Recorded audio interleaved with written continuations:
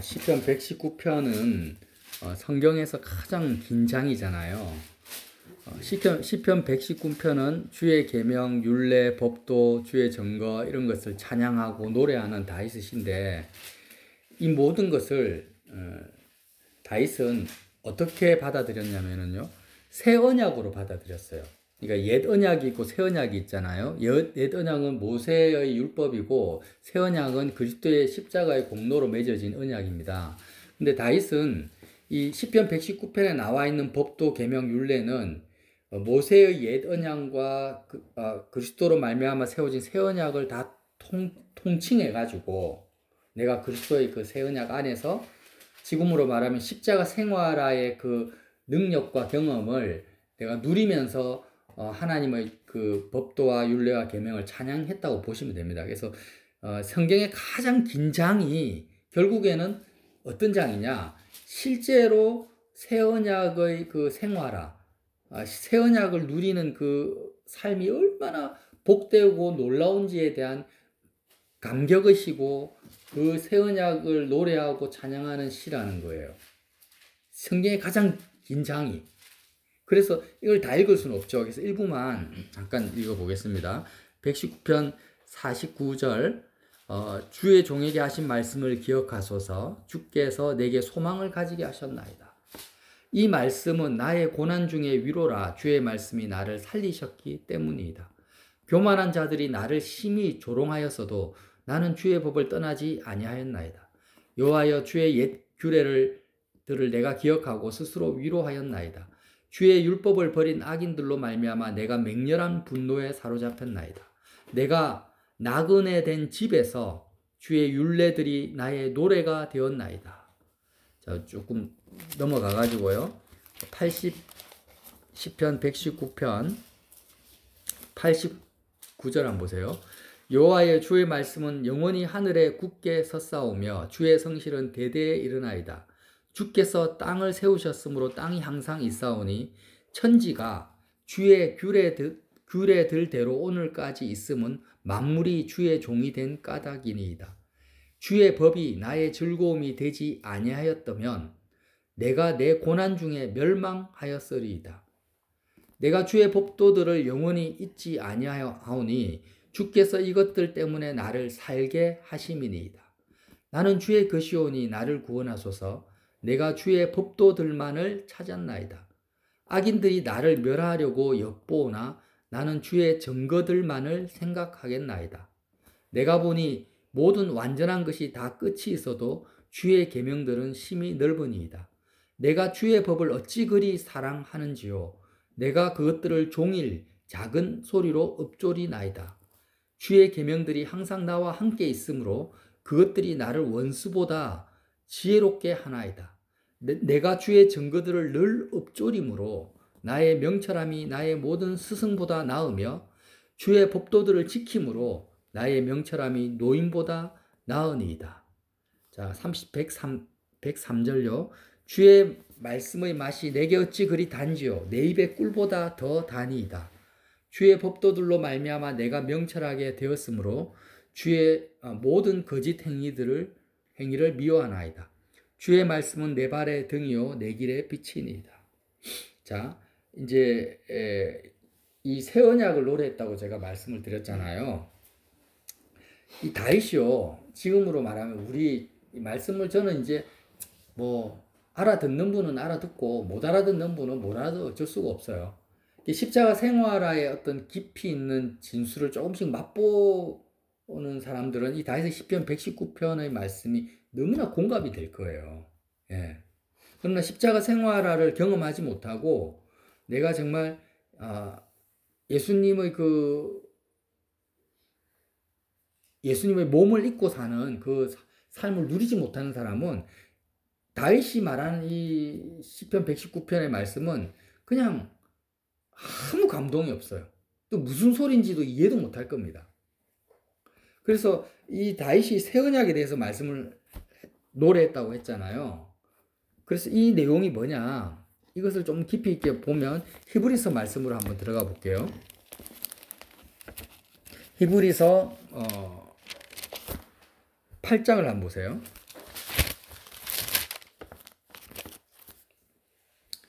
자, 히브리서 8장 기니까 다 읽을 수는 없고 4절부터 예수께서 만일 땅에 계셨더라면 제사장이 되지 아니하셨을 거니 율법을 따라 예물을 드리는 제사장이 있습니다. 예수님은 지금 땅에 있는 것이 아니라 지금 하늘 보좌 우편에 계시단 말이에요. 영원한 대제사장이 되셨다는 거예요.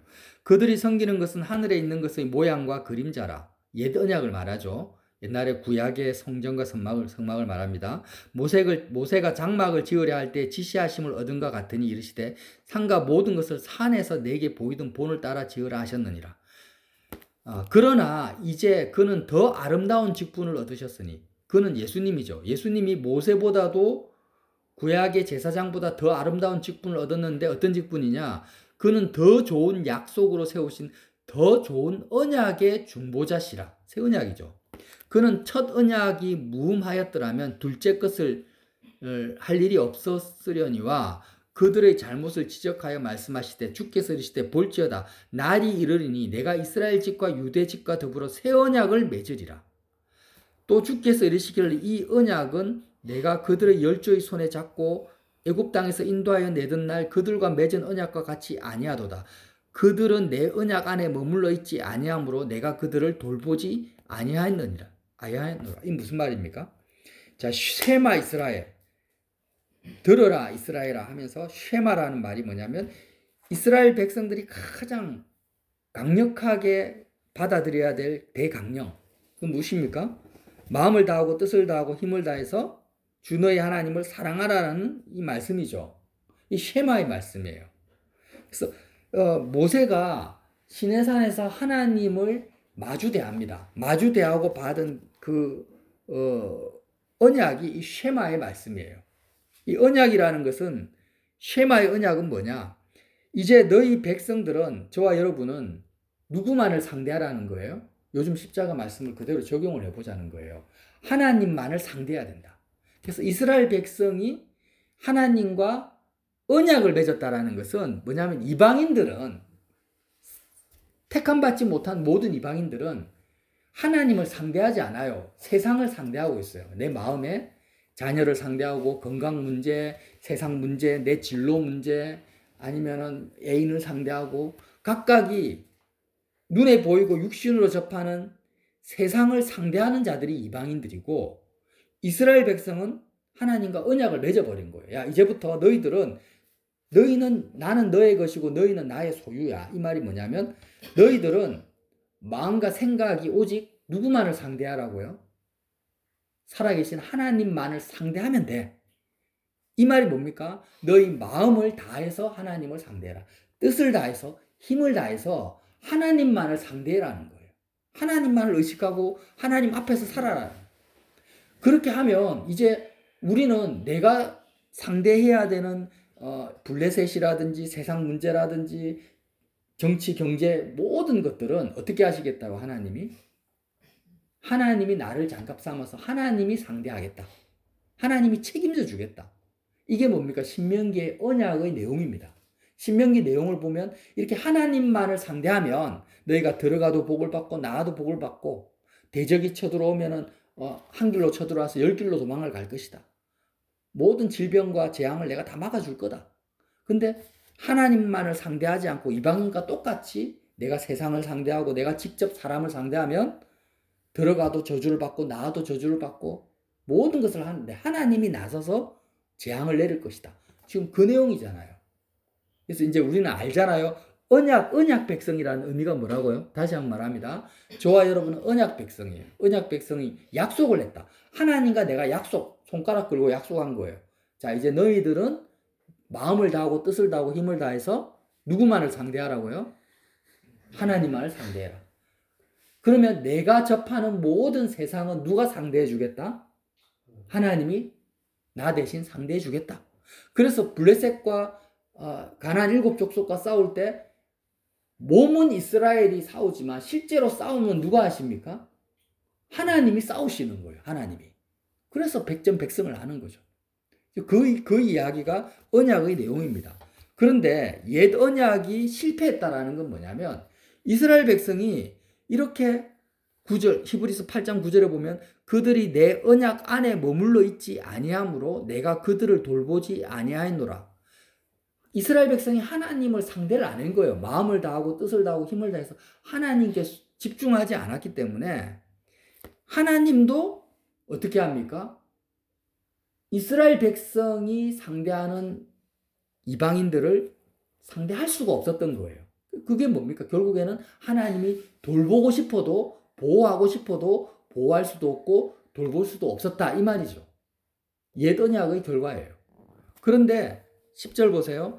또 주께서 이르시되 그날 후에 내가 이스라엘 집과 맺을 언약은 이것이니 내 법을 그들의 생각에 두고 그들의 마음에 이것을 기록하리라. 나는 그들의 하나님이 되고 그들은 내게 백성이 되리라.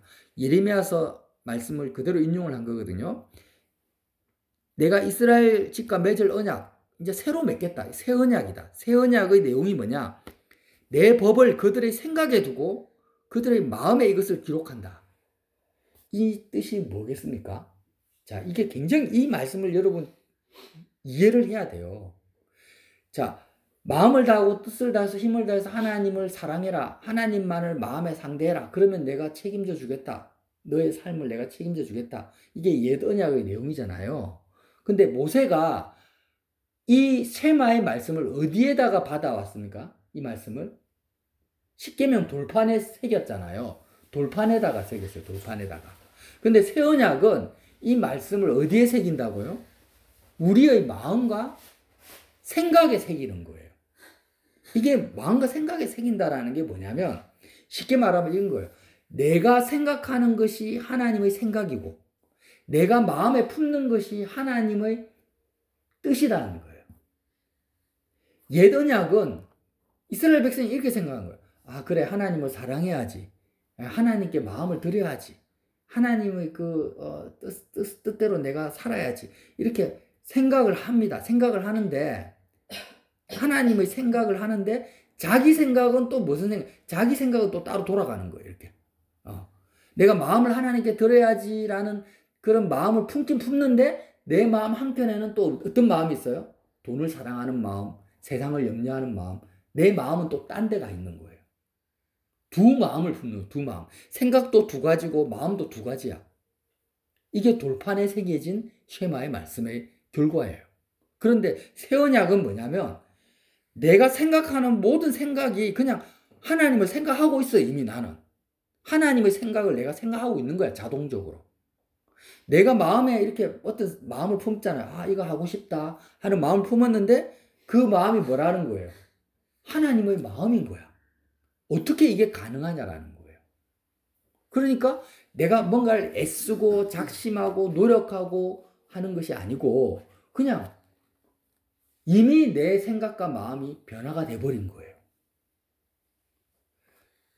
하나님의 거룩한 율법이 있고 내가 그 율법에 맞추려고 막 마음을 바꾸려고 애를 쓰는 게 아니고 그냥 내 마음에 하나님의 법이 새겨졌다라는 거는 내가 그렇게 하고 싶은 대로 했는데 하나님이 뜻인 거야. 내가 생각을 했는데 하나님이 주신 생각인 거예요.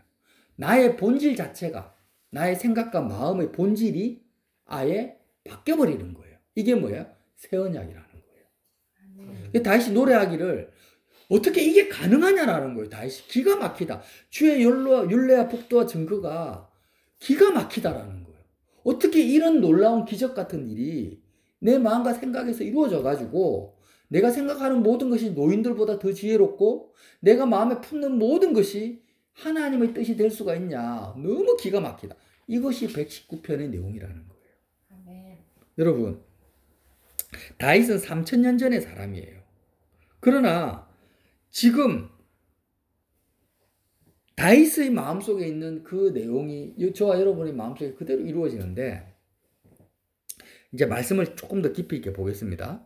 자, 11절 또 각각 자기 나라 사람과 각각 자기 형제를 가르쳐 이르기를 주를 알라 하지 아니할 것은 그들이 작은 자부터 큰 자까지 다 나를 알미라. 그러니까 각각 자기 나라 사람과 각각 자기 형제라는 것은 이 세상에 있는 이 십자가 복음을 듣고 십자가 생활을 하는 모든 사람들은 큰 자든 작은 자든 나이가 많은 자든 어떤 사람이든지 간에 주님을 알아라. 예수님은 어떤 분이다. 하나님은 어떤 분이다. 이렇게 가르칠 필요가 없다라는 거예요. 왜냐하면은 이미 그리스도와 연합이 된 상태고 그리스도로 옷 입고 있는 상태이기 때문에 각자가 예수님과 결혼하고 연합되어서 하나 된 상태이기 때문에 주를 알라고 말할 필요가 없고 그들은 작은 자부터 큰 자까지 다 누구를 안다고요? 다 나를 안다. 이미 하나님을 알고 있다. 이게 복음의 비밀인 거예요. 내가 그들의 불의를 긍휼히 여기고 그들의 죄를 다시 기억하지 않아요. 이미 예수 그리스도 안에 들어와 있기 때문에 모든 예수 그리스도 안에 있는 모든 사람들의 죄를 하나님이 어떻게 한다고요? 아예 기억을 안 하겠다는 거예요. 그들이 이미 마음이 하나님을 아니라 세상을 상대하고 뜻을 세상에 뒀던 그 과거의 잘못들 그리고 직전의 잘못들까지 예수님 안으로 들어오기만 하면 하나님이 그들의 죄를 완전히 소멸시켜 버리겠다. 그래서 13절에 새 언약이라 말씀하셨으니 첫 것은 낡아지게 하는 것이고 그 신이 낡아지고 새하는 것은 없어져 가는 것이라. 이렇게 말씀을 하십니다. 그러면서 자 13절 보세요. 9장 13절 히브리서 9장 13절에 염소와 황소의 피와 및 암송아지의 죄를 부정한 자에게 뿌려 그 육체를 정결하게 하여 거룩하게 하거든. 모세의 그 제사, 모세 시대의 성막 제사는 어떻게 합니까?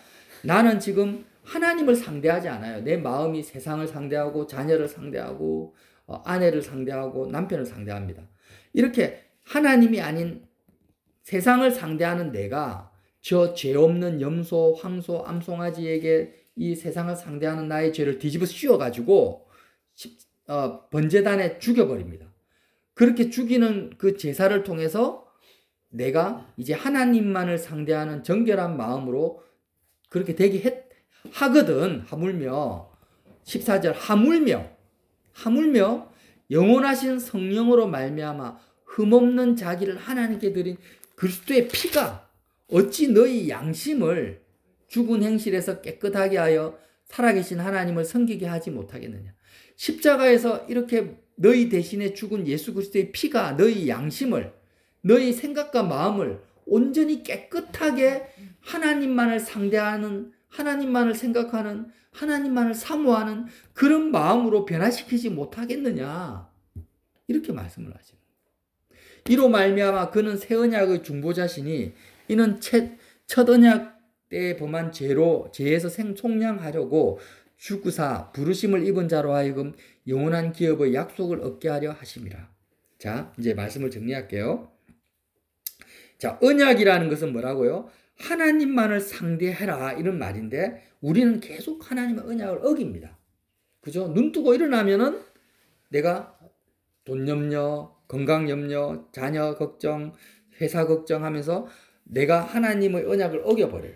그런데 이 언약, 내 마음이 생각과 마음이 이미 부정해져 있어요. 이 생각과 마음을 어떻게 하면은 정결하게 할 거냐? 어떻게 합니까? 새 언약의 중보자 되신 예수님께 내가 나아가는 거예요. 예수님께 나아가서 오늘 십자가 말씀대로 내 안에 있는 이방인, 내 안에 있는 가나안 7족속. 가나안 7족속이 뭐라고요? 하나님을 상대하지 않고 내가 직접 세상을 상대하는 겁니다.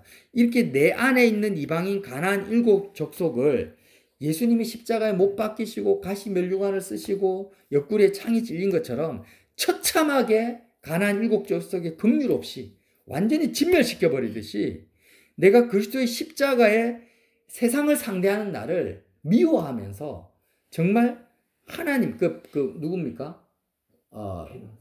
비느하스 그렇죠. 비느하스처럼 십자가의 창으로 나를 미워하면서 그렇게 찔러 죽여버려요. 완전히 진멸시켜버리는 거예요. 여기서 핵심은 뭐냐면 비느하스처럼 여호와의 질투에 참여하는 것입니다. 자, 사람들은 꿈을 꿔요. 내가 정말 회사에서 승진했으면 좋겠다. 내가 내 사업이 잘 돼가지고 내가 정말 형통했으면 좋겠다. 형통하고 승진하고 출세하는 나를 어떻게 합니까? 사람들은 사랑하고 있어요. 내 자녀가 잘 되고 내 자녀가 잘 되고 내 가정이 잘 되는 그런 나의 모습을 동경하고 있고 그것을 세상은 희망이라 합니다. 희망을 잃지 마라. 희망을 품어라. 야, 너는 노력하면은 오늘보다 내일 더 잘할 수 있어 하면서 이 땅에서 잘 먹고 잘 사는 나를 내가 좋아합니까? 싫어합니까? 좋아하죠. 비너하스처럼 미워하지 않아요. 세상을 상대하고 세상과 짝해서 세상에서 형통하는 그런 나를 미워하지 않고 희망하고 있어요. 열렬히 희망하고 있고 사모하고 있고 간절히 바라고 있습니다. 그런 나를, 그런 마음 상태로는 새 언약에 참여할 수가 없어요. 새 언약에 참여할 자격이 없는 거예요. 그래서 우리는 이게 굉장히 중요한 포인트인데, 이 세상에서 형통하고 잘 되고자 하는 이런 세상을 상대하고 있는 나를 어떻게 하라고요? 십자가 예수님을, 하나님이 어떻게 하십니까? 완전히 잔인하게 예수님을 십자가에 못 박아버려요. 모든 멸시와 천대를 받게 하시고 조롱과 멸시 속에 하나님이 던져버립니다. 그게 하나님의 주권이고 하나님의 뜻이거든요. 하나님이 기뻐하시는 뜻이에요. 그게 내가 참여해야 되는 거예요. 내가 세상에서 잘 되고 형통하고 내가 이렇게 됐으면 좋겠다, 저렇게 됐으면 좋겠다라는 그런 세상을 상대하고 있는 나를 내가 완전히 조롱하고 멸시하고 완전히 저주해야 저주. 저주하고 정말 채찍으로 피투성이가 되도록 그런 나를 채찍질 해버리고 십자가에서 창으로 찔러가지고 십자가에 못 박아 죽여버리는 거예요. 그런 나를 미워하는 마음, 세상과 짝하는 나를 미워하는 마음이 내 속에 있느냐? 내 속에 있느냐? 이게 굉장히 중요한 포인트거든요. 그러니까 십자가 예수님을 내가 생각하면서 나는 여전히 내 마음속에 세상에서 잘 되고 싶어요. 내가 건강해지고 싶어요. 내가 내 자녀가 변화됐으면 좋겠어요. 이런 마음을 품고 있으면 나는 예수님의 죽음에 참여를 안 하고 있는 거지, 지금. 그래서 하나님만을 내가 마음을 다해서 뜻을 다해서 힘을 다해서 내가 하나님만을 내가 상대해야 되고 그런 나의 언약 백성인데 내가 그렇게 못하고 있어요. 왜 못하고 있습니까? 세상을 상대하는 이 원수 마귀 때문에. 원수 마귀가 아니죠. 내 속에 있는 가나안 7 족속 때문에. 그래서 하나님을 언약 백성으로서 거룩한 백성이요 거룩한 나라가 되지 못하게 하는 가장 큰 원인이 세상을 사랑하는 나라는 거예요. 그래서 이 나를 내가 정말 미워하고 저주하고 정말 잡아 죽여버리는 그런 잔인한 긍휼이 조금도 없는 완전히 어린아이까지 멸절시켜버리잖아요. 그런 가나안 7 족속을 내가 십자가에 못 박아버리는 마음으로 참여하는 것, 십자가의 예수님의 죽음에 참여하는 것이 뭐예요? 새 언약이라는 거예요. 이것을 위해서 주님이 어떻게 했다고요? 피를 흘리셨다는 거예요. 이 죽음을 우리에게 선물하기 위해서. 이렇게 참여하면 비느하스의 그 분노에 하나님의 질투에 참여하면 하나님이 어떻게 했다고요? 너희를 불쌍히 여기고 긍휼히 여기서 너희 죄를 완전히 도말시켜버리겠다. 완전히 너희는 죄 없는 자로 그렇게 예수 그리스도의 죽음에 완전히 참여했기 때문에 너희는 죄가 없어. 너희는 이제 깨끗한 자가 됐어. 이렇게 인정해 주시는 것이 뭐냐? 부활입니다. 부활.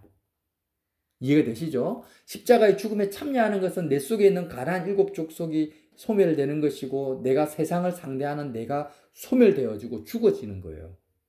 그리고 이제 오직 세상을 이제 더 이상 상대하지 않아요. 세상과 나는 온데간데 없어요. 나는 세상에 대해서 죽었고 죄에 대해서 죽어버렸어요. 이 상태가 뭐냐면 부활한 상태라는 거예요. 그리고 이제 내 마음은 하나님만을 향해서 하나님만을 상대하기 위해서 하나님께 집중합니다. 이게 뭐냐면 승천입니다. 승천. 하늘을 향해서 나아가는 거예요.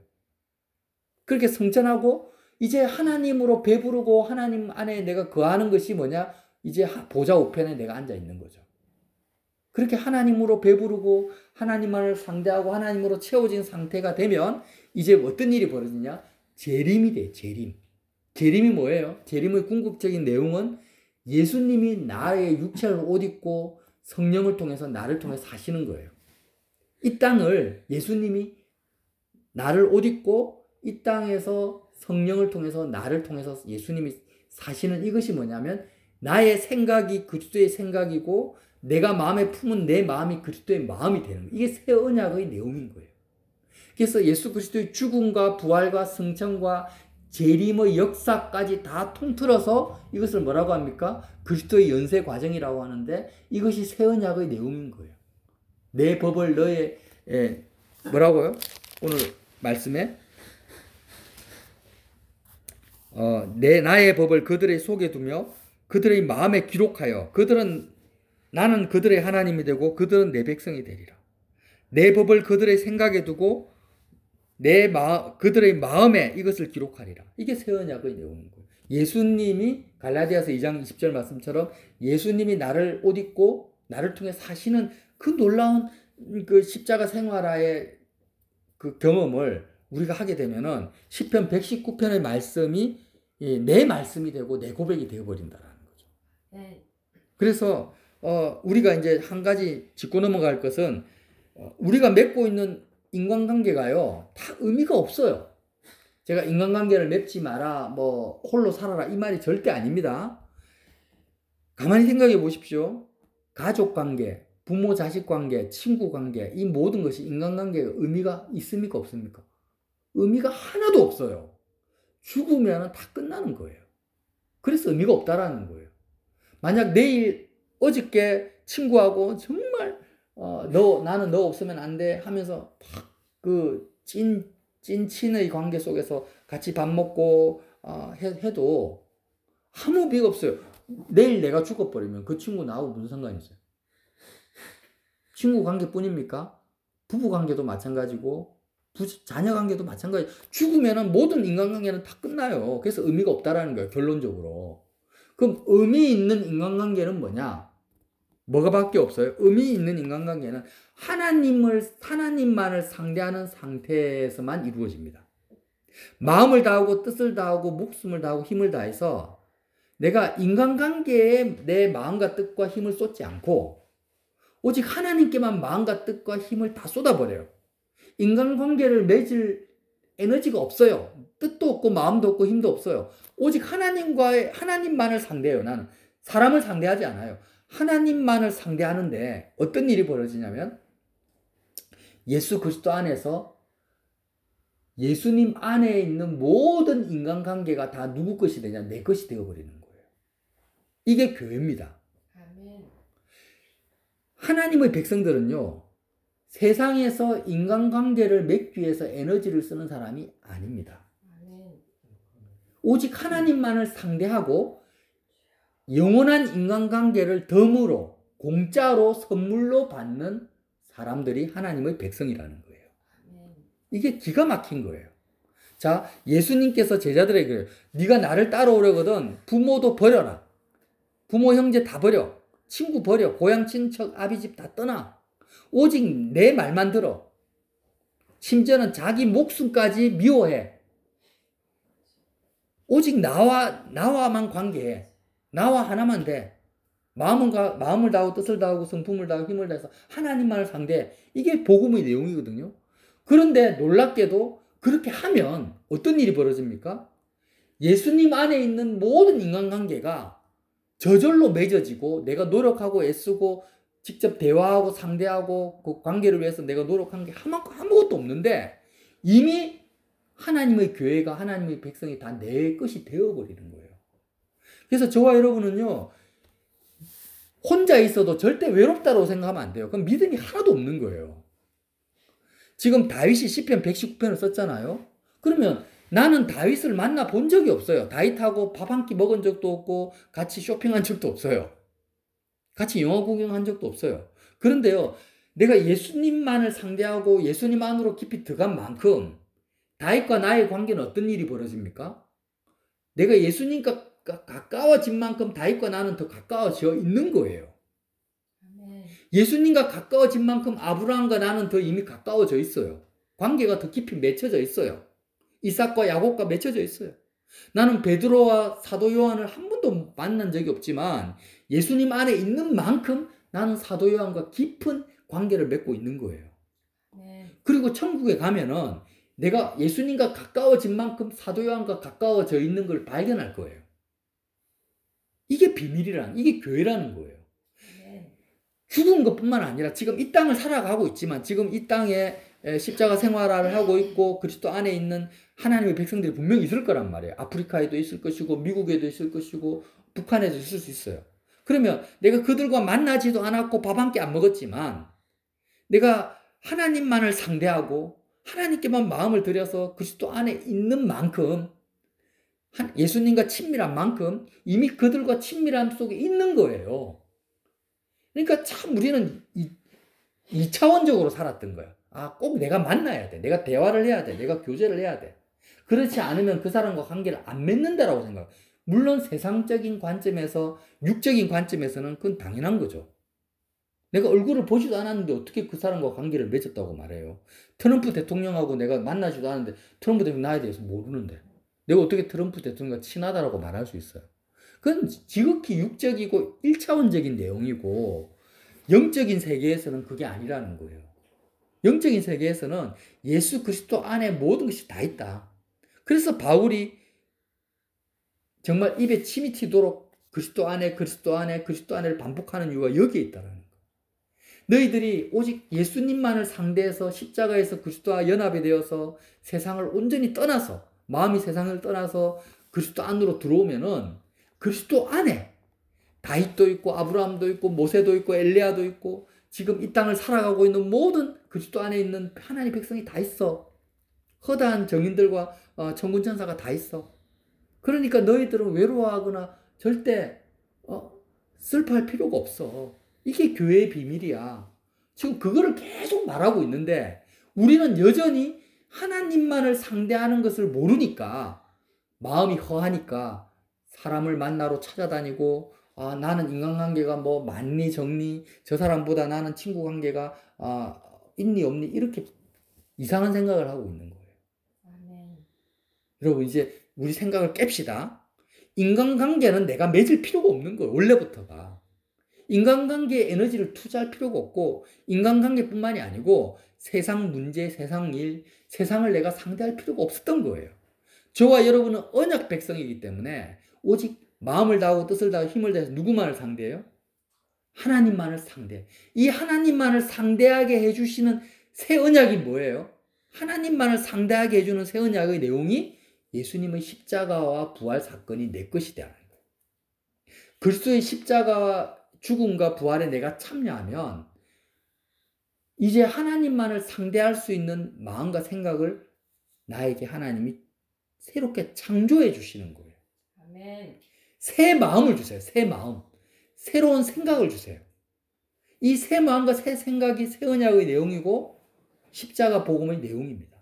이렇게 하다 보면은 이제 어떤 일이 벌어지냐면 내가 혼자서 길을 가도 하나님만을 상대하는 것은 변하지 않아요. 만약에 여러분이 10만 명이 모이는 그리스도인들의 집회, 그런 10만 명 모이는 교회들이 있다면 거기에서 여러분이 설교를 하거나 간증을 해도 하나님만을 상대하기 때문에 10만 명이 눈에 보이지 않는 거예요. 그러니까 10만 명을 만나든 한 명을 만나든 내 혼자 길에 있든 마음을 다해서 하나님만을 상대하는 사람은 차이가 있다 없다? 아무 차이가 없어야 되죠. 이게 틀립니까? 맞습니까? 모세가 시내산에서 하나님만을 상대하든 250만 명이 되는 이스라엘 백성 앞에 있든지 간에 모세의 마음은 하나님만을 상대하고 있기 때문에 아무런 차이가 없어야 돼요. 내 혼자 광야에 있다고 해서 하나님을 상대하고 있는 내 마음이 외롭고 200만 명 앞에 있다 해서 200만 명이 나를 우러러 본다고 해서 내가 외롭지 않고 막 마음이 어색해지고 하는 것은 그것은 새 언약 안에 있지 않다라는 증거죠.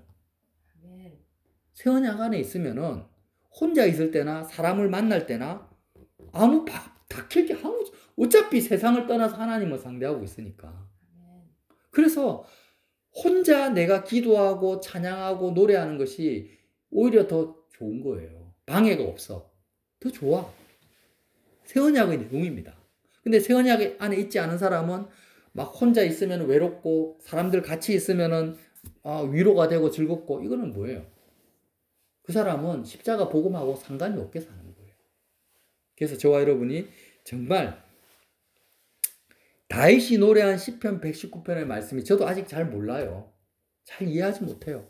다윗의 그 기품 속에 내가 아직 들어가지 못해요. 하지만 이제 첫 단추를 열었다. 첫 단추를 꼬맸다. 정말 이제는 내가 하나님만을 상대하는 언약 속으로 들어올 수 있는 새 언약의 내용을 알았다. 이것은 저만 아는 게 아니에요. 여러분도 알았어요.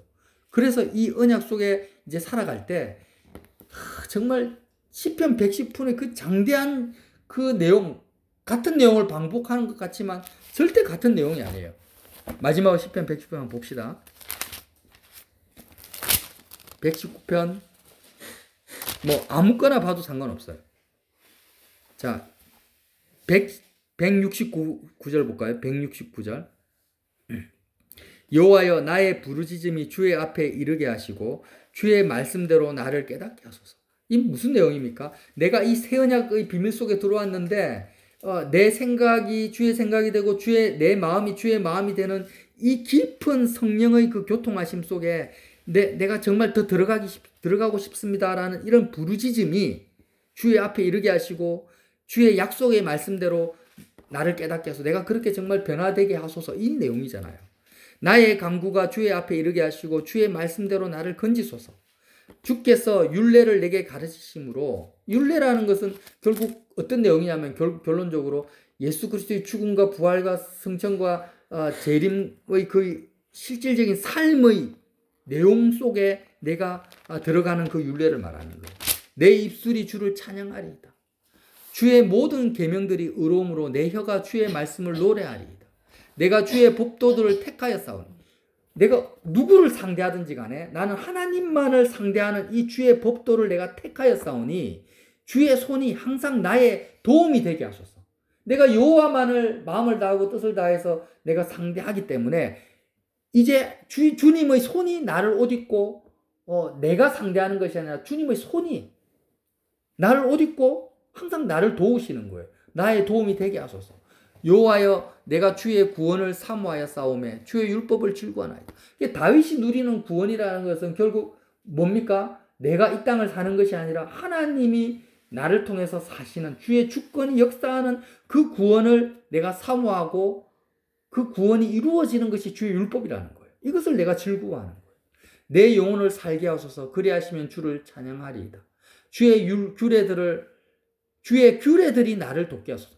사람들이 이해를 못해요. 어떻게 주의 규례가 나를 도울 수가 있냐. 여러분 이제 이해가 되시죠? 주의 규례가 나의 삶에 적용되어지는 걸 십자가에 생활하잖아요. 이 규례들이 어떻게 합니까? 나를 돕는 거예요, 실제로. 이런 양 같이 내가 방황해서. 그러니까 이 주의 규례대로 내가 살지 못할 때는 이런 양같이 세상에 처박혀가지고, 세상의 시궁창에 우리가 다 처박혀서 그렇게 방황하며 살았는데, 이렇게 항상 그럴 때마다 내가 세상을 상대할 때마다 세상에 처박힐 때마다 주의 종을 찾으소서. 내가 주의 계명들을 잊지 아니합니다. 내가 다시 정신을 차리고 새 언약 속으로 내가 들어갑니다. 이 고백이라는 거예요. 그래서 결국에는 시편 119편 전체가 하나님의 그 구원의 진리의 말씀이 내 삶 속에 역동적으로 완전히 내 삶을 지배하고 다스리고 주의 주권이 역사하는 그 놀라운 십자가의 죽음과 부활 사건 속에 살아가는 다윗의 고백이었던 거예요. 그래서 저와 여러분이 이 고백이 우리의 고백이 되고 노래가 되고 희열이 되고 감동이 되기를 예수님 이름으로 빌어드립니다. 아멘.